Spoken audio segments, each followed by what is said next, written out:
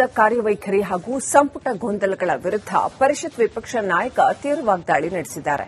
ವೈಫಲ್ಯಗಳ ಬಗ್ಗೆ pin to pin ವಿವರಿಸಿದ್ದಾರೆ. ಡಿಕೆ ಶಿವಕುಮಾರ್ ಎಂಬ ಹೆಸರಿನಾದ ನಾನು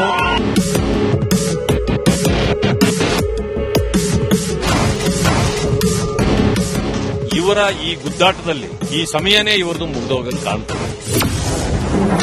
ಸರ್ಕಾರ ವಿಪಕ್ಷಗಳ ಮಾತಿನ ಮಲ್ಲಯುದ್ಧ. ಸರ್ಕಾರ ಟೇಕ್ ಆಫ್ ಆಗಲ್ಲ ಎಂದ ಬಿಜೆಪಿ. ರಾಜ್ಯ ಸರ್ಕಾರ ಹಾಗೂ ವಿಪಕ್ಷಗಳ ನಡುವೆ ಟಗ್ ಆಫ್ ವಾರ್ ಮುಂದುವರೆದಿದೆ. ಡಿಕೆಶಿ ಸಿಎಂ ಆಗಿ ಪ್ರಮಾಣ ವಚನ ಸ್ವೀಕರಿಸಿ 2 ತಿಂಗಳು ಕಳೆದಿದೆ.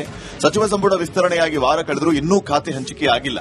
ಇಂತಹ ಸರ್ಕಾರ ಟೇಕ್ ಆಫ್ ಆಗುವಷ್ಟರಲ್ಲೇ ಮುಂದಿನ ಚುನಾವಣೆ ಬಂದ್ಬಿಡುತ್ತೆ. ಡಿಕೆಶಿ ಸರ್ಕಾರ ತಲೆ ಕೆಳಗಾಗುತ್ತೆ ಹೊರತು ಟೇಕ್ ಆಫ್ ಆಗಲ್ಲ ಅಂತ ಪರಿಷತ್ ವಿಪಕ್ಷ ನಾಯಕ ಕಿಡಿಕಾರಿದ್ದಾರೆ.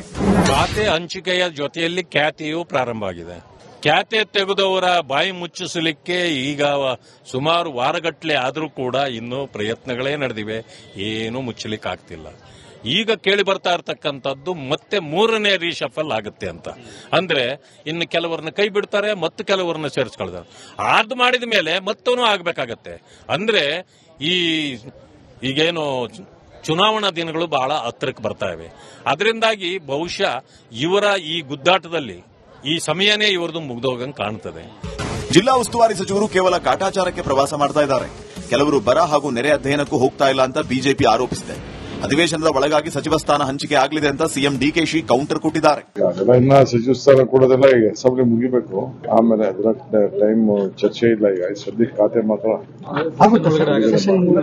ಆಗಲೇಬೇಕಲ್ಲ. ಆಗಸ್ಟ್ 13ರಿಂದ ಅಧಿವೇಶನ ಆರಂಭ ಆಗ್ತಾ ಇದೆ. ಇಂತಹ ಸಂದರ್ಭದಲ್ಲಿ ಸಚಿವರಿದ್ದಾರೆ, ಆದರೆ ಅವರಿಗೆ ಖಾತೆಗಳಿಲ್ಲ. ವಿಪಕ್ಷಗಳಿಗೆ ಆಹಾರ ಆಗಬಾರದು ಅಂತ ಸಿಎಂ ನಾನಿದ್ದೇನೆ, ಎಲ್ಲವನ್ನ ನಿಭಾಯಿಸುತ್ತೇನೆ ನಾನು ಅಂತ ಹೇಳಿದ್ದಾರೆ. ಆದರೆ ಸಂಪುಟ ವಿಸ್ತರಣೆ ಆದರೂ ಖಾತೆ ಹಂಚಿಕೆ ಯಾಕೆ ತಡ ಅನ್ನೋ ಪ್ರಶ್ನೆಗೆ ಇಲ್ಲಿವರೆಗೂ ಯಾರಿಂದಲೂ ಉತ್ತರ ಸಿಕ್ಕಿಲ್ಲ.